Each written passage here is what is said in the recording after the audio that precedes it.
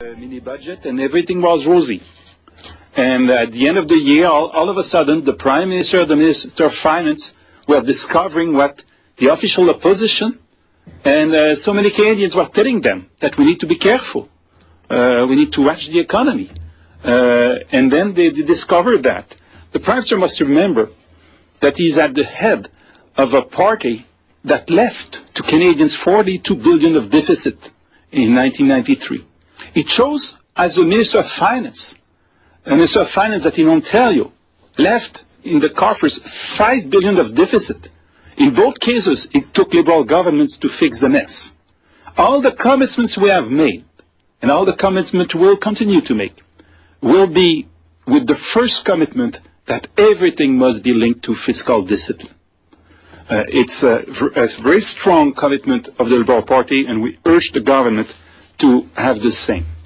L'autre chose, le gouvernement doit apprendre à travailler en équipe. The other thing is that the government must learn to work as a team. The Federation is a team, and when you're dealing with stakes which are as high as those faced by the tourism, manufacturing, and forestry sectors, which have been harshly hit by the strong Canadian dollar, increasing energy costs, and competition from abroad, we have to work as a team.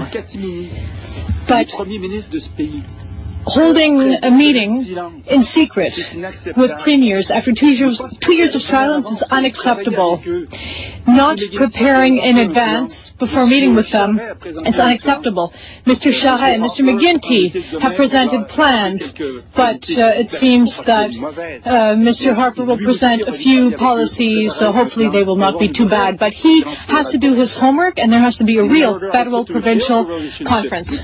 Premiers that the Prime Minister damaged in breaking his word on the Atlantic Accord, for instance, or in insulting some premiers, and calling names, as he did with the Premier of Ontario. Alors, travailler en équipe, c'est très, très important. So it is extremely important to work as a team. Of secretive, insensitive, dismissive style, and incompetent style in the very mismanagement of the Schalk River issue. Just want to add to what we know already. We know already the interference of the minister. We know that he knew, Minister Lund knew the problem before December. He claimed something differently in the House. He misled the House and Canadians. We Liberals called for his resignation at the end of the year. He's still the minister. He's clearly incompetent. And he misled the House. He's still the minister. He has been overwhelmingly partisan, but we must say that the Prime Minister gave him the bad example about that. Now, what we are calling the minister, since he's still the minister, is to return to the Natural Resource Committee to explain his actions regarding Chalk River, particularly his attempts to scapegoat Canadian Nuclear Safety Commission President Linda Keane. But yesterday, we Liberals learned something else. You know that our very proactive critique of natural resources, Omar El Gabra, wrote in December to the Auditor General, Madame Fraser, to investigate EACL, to look at that. And she just wrote to us back that she did it. She did it because she said it was a 5-year cycle. It was time to look at that. And she gave a report to ACL in September. Why this report has not been released? Kenyans have the right to know. Is the Prime Minister or the Office of the Minister or the Minister are involved in the fact that this report has not been released? We need to know. And we want today this report to be released. We need to see this report. Kenyans need to see it. What is in it? Sur l'environnement. Now, regarding the environment, report after report, study after study, and after all these international conferences, everything has shown that the government's plan to reduce greenhouse gases is not a good plan. Emissions will not come down, or at least very little. The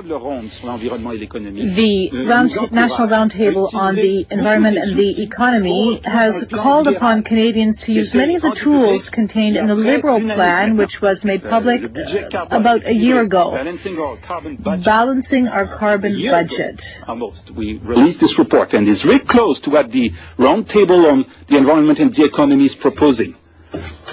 Le Bloc et le NPD ont accepté de the Bloc and the NDP have agreed to include this policy in the Clear Air Act, which was killed by the Harper government this past fall. We are calling on the government to review its greenhouse gas reduction plan and to use some of the tools which were contained in the Liberal plan. The Mulroney-Schwaber saga, Mr. Johnston will, I understand, release his report next Friday. We want this report to be released publicly Friday. The government should stop to be secretive. It's very clear for us, we'll read the report with interest, but it's very clear for us that we need a public inquiry.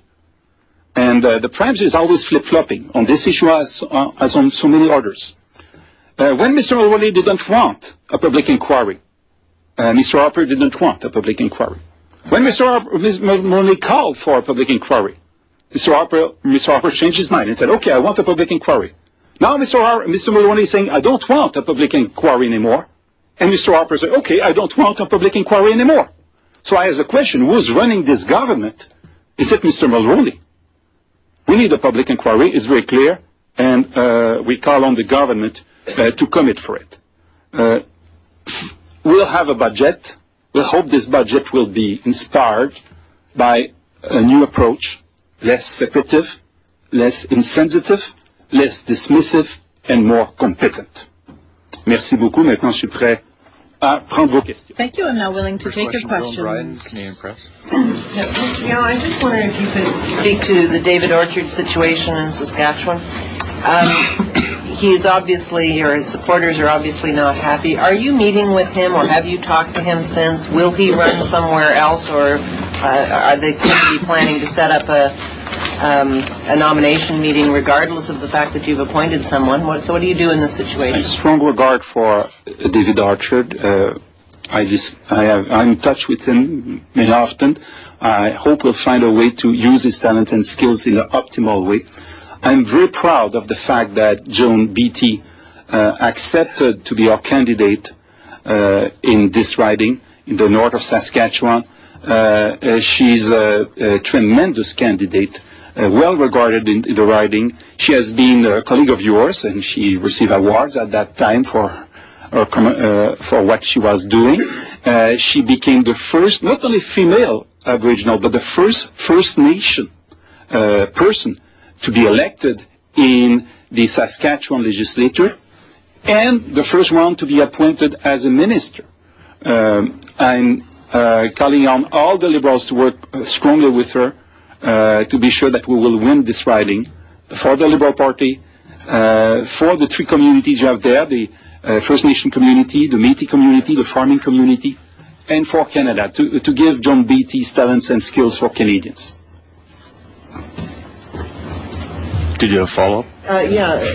Can you explain what took so long to appoint or get a candidate for this riding? I mean, all of this controversy is now happening with the campaign actually on and a by-election date set. And I don't expect the controversy will be as big as you present it. I think John Beattie is a so good candidate. I'm very confident, and David Orchard is so committed for the cause we represent in order to fight against Mr. Harper. I'm very confident that we'll work all together. It's always difficult for me to decide to appoint someone. I need to have good reasons.